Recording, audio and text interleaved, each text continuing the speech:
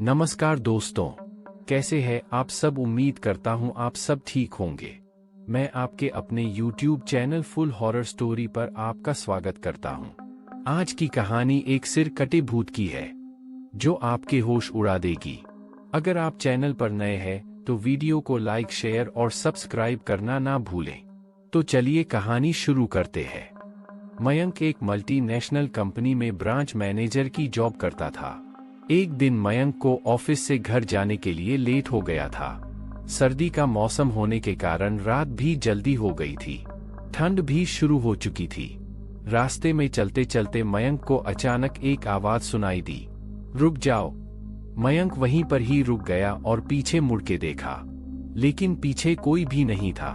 फिर से उसे वही आवाज सुनाई दी, सामने देखो। जैसे ही मयंक ने सामने देखा तो उसे जमीन पर कुछ चमकती हुई चीज दिखाई दी।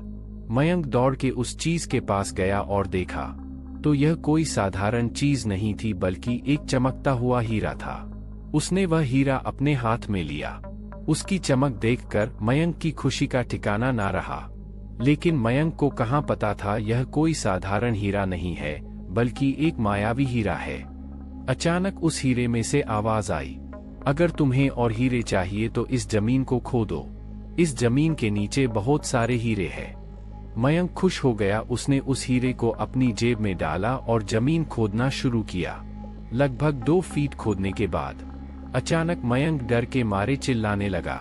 इसके कारण उसका बैलेंस बिगड़ गया और वह जमीन पर गिर पड़ा, क्योंकि उस गड्ढे में से हीरे मोती नहीं बल्कि किसी इंसान का कटा हुआ सर मिला। अचानक वह सर हवा में उड़ने लगा और बोला, डरो मत, मैं तुम्हें कोई नुकसान नहीं पहुंचाऊंगा। मैं तुम्हें बहुत सारे हीरे जवाहरात भी दूंगा। बस मेरी बात ध्यान से सुनो, मैं जहां जाता हूं वहां मेरे पीछे आओ। फिर वह सिर हवा में उड़ा और जंगल की ओर बढ़ने लगा। लगभग 1 किलोमीटर चलने के बाद वह सिर रुक गया। मयंक भी रुक गया। फिर उस सिर ने मयंक से कहा, इस जमीन के भीतर बहुत सारे हीरे, मोती, जवाहरात छुपे हुए हैं। इस जमीन पे खोदना शुरू करो। मयंक खुश हो गया और उस जमीन को खोदना शुरू कर दिया। खोदते खोदते उस जमीन के नीचे हीरे मोती तो नहीं मिले बल्कि उस सिर का कटा हुआ शरीर मिला। उस सिर ने कहा, अब तुम्हें एक आखिरी काम करना है, उसके बाद मैं तुम्हें मालामाल कर दूंगा। तुम्हें कहीं से भी एक लोटा खून लाना होगा। मयंक बोला, एक लोटा खून? पर मैं एक लोटा खून कहाँ से लाऊंगा? उस सिर ने कहा, चलो मेरे साथ। वो डरावना चेहरा मयंक को साथ लेकर थोड़ी दूरी पे गया। वहां उसने एक इंसान को जाते हुए देखा। वो सिर बोला, उस इंसान को मारकर उसका खून ले आओ। मयंक डर गया और बोला, नहीं नहीं, यह मुझसे नहीं होगा, मैं ये नहीं कर सकता।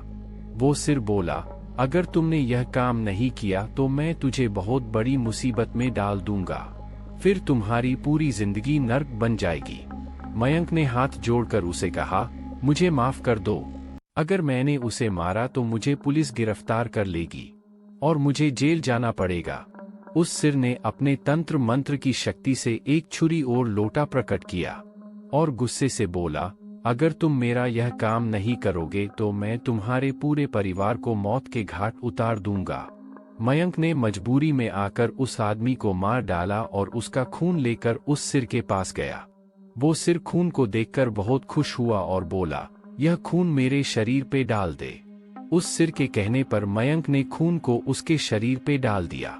फिर कुछ ही देर में वो कटा हुआ सिर उस शरीर पे जुड़ गया। यह सब देखकर मयंक की हालत अब खराब होने लगी। वो उस भूत को देखकर काफी डर गया। जैसे ही वो भूत जिंदा हुआ तो वो जोर जोर से हंसने लगा और डरावनी आवाज में बोला, तुमने बहुत बड़ी गलती कर दी कि तुमने मुझे फिर से जिंदा कर दिया। अब मैं सिर्फ तुम्हें ही नहीं बल्कि इस पूरे शहर को मौत के घाट उतार दूंगा। डर के मारे मयंक के मुंह से आवाज भी नहीं निकल रही थी। वो अपनी जान बचाने के लिए वहां से दौड़ा, लेकिन उस भूत ने छलांग लगाकर मयंक को जमीन पे गिरा दिया और बोला, मुझे बहुत भूख लगी है, अब मैं तुम्हारा मांस खाऊंगा। जैसे ही वह भूत मांस खाने के लिए आगे बढ़ा कि तुरंत ही उसका सिर उसके शरीर से अलग हो गया। मयंक समझ नहीं पाया कि आखिर यह चमत्कार हुआ कैसे।